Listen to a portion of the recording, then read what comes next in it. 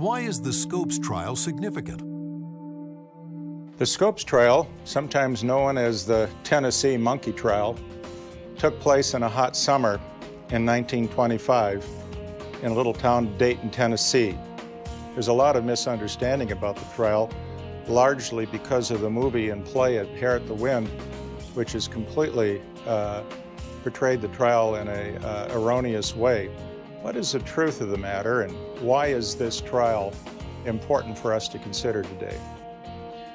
Well, the truth of the matter is it wasn't the citizens of Dayton, Tennessee that were upset here.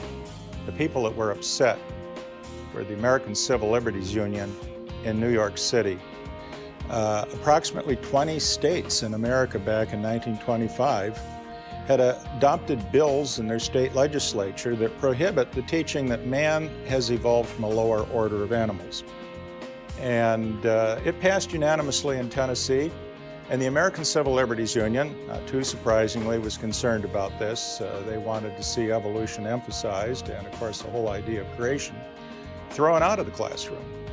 So they decided to do a test case. A test case is a legal effort to try to make a particular law unenforceable.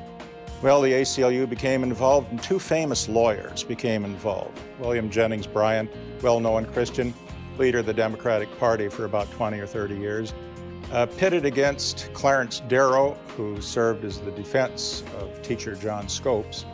Clarence Darrow, very famous criminal lawyer, perhaps America's greatest criminal lawyer. And the two of them were an ideal match because Darrow was an outspoken agnostic with a real contempt for what he called Christian fundamentalism. William Jennings Bryan, on the other hand, was a very outspoken Christian.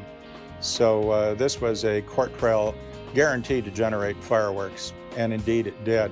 The trial was a bit of a farce in many respects. Evolution was portrayed as basically embryology. Repeatedly, the lawyers and the expert witnesses tried to equate evolution with the embryological development of humans from a fertilized egg, even with aging.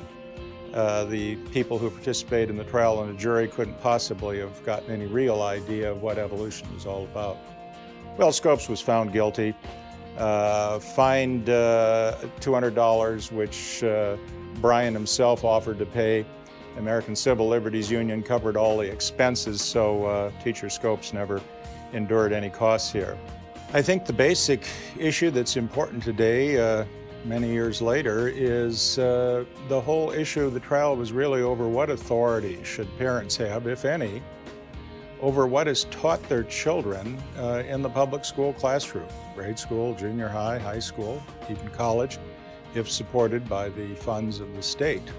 These are still issues before us today. The arguments that we encounter in the trial do not differ greatly from the arguments we hear today between creationists and evolutionists. Nothing has really changed since 1925, and we can indeed profit from looking back at history.